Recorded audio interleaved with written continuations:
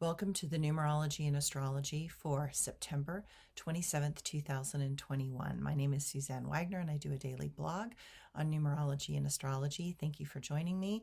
Let's start with the numerology. If you add all those numbers together, you get the number 23. And if you add the 2 and the 3 together, you get the number 5.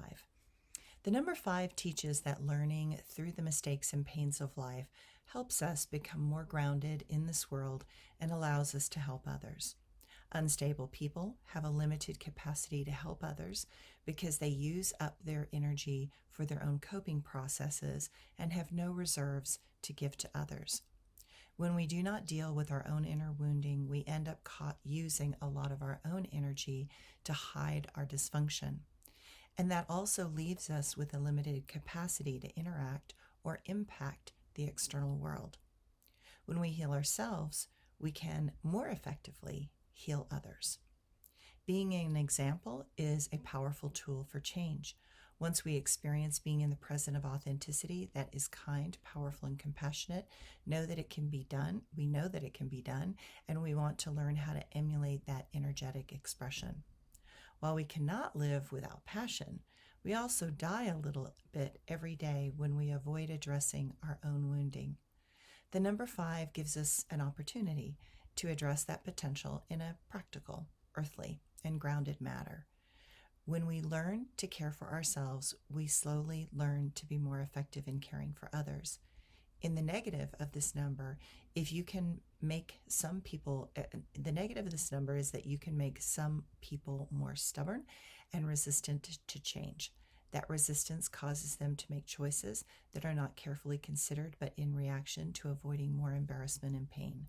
Some will tenaciously hold on to past patterns even when they are not working out of fear of being embarrassed and put down. Then, the only choice the universe has is to cause pain and suffering in order for them to shift. This number is the number of patience that promotes healing and stable change. It recognizes that while everyone wants to get their needs met, the journey of growth is filled with moments of intensity, and that is an opportunity to be willing to make another choice. And the astrology today. As the astrology turns, Mercury is going retrograde, and it will be there until October 18th. Do you ever get that feeling that a particular retrograde might have the effect of a bee under your clothing? I have that feeling in the moment.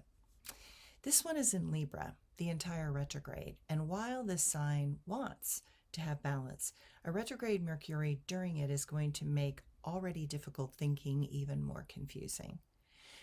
Many things can strongly figure in the process, and many communication patterns can be tricky. While we are going to get more accustomed to this energy over the next few weeks, know that we often need to look at the fact that Mercury can rule our lower mind.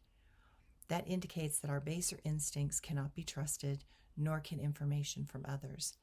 Be more careful when negotiating contracts or dealing with documents, speaking, or buying and selling. Pay close attention to the details. Stay calm and be aware that others are being inattentive, and that can end up being your problem also. Meditation is a very good idea for the next few weeks. It is important to look at our life with a very different filter and eyes. Know that communications will seem problematic and rationalizing things may not work as planned. Try to get back to nature and discover what nurtures your soul. Mars and Jupiter minorly square, and that will propel us towards those things new and unfamiliar. But with the Mercury retrograde, be more careful, as what seems like fun can actually become agitating and bring out our worst side rather than our best. There's a type of enthusiasm available, but that energy seems to promote questionable decisions and, if not careful, regrettable outcomes. Notice that the tendency to argue and react is much stronger than sane and calm engagement. Know that misunderstandings are going to happen, and while we are attempting to make changes, or I should say major changes, progress seems paralyzingly slow. Solve problems in unusual ways, and know that the tension is still right there. My quote for today: what happens when it all becomes too much? What do we do when certain things are no longer a crutch?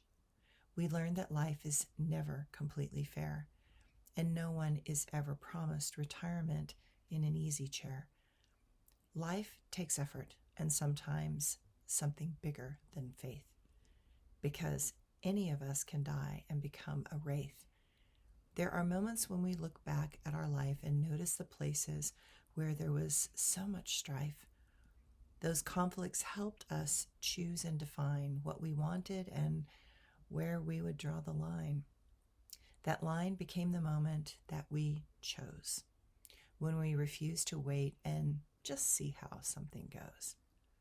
That is the moment when we stepped on a path and were willing to take on the upset and wrath of those that wanted to control our soul and make stealing our energy their purpose and goal. And my blog for today. I have tried to love and tried to be kind. Life is filled with pathways to which we are blind. We make a choice as the trail splits off. We try to be honest when others get paid off. There are moments when we wish we could go back, moments when things feel wild and out of whack. But life is hard in addition to the passage of time. Often things have no reason or rhyme. And that is why we have to make the moments magic, because otherwise life will seem too tragic. Thanks, everyone.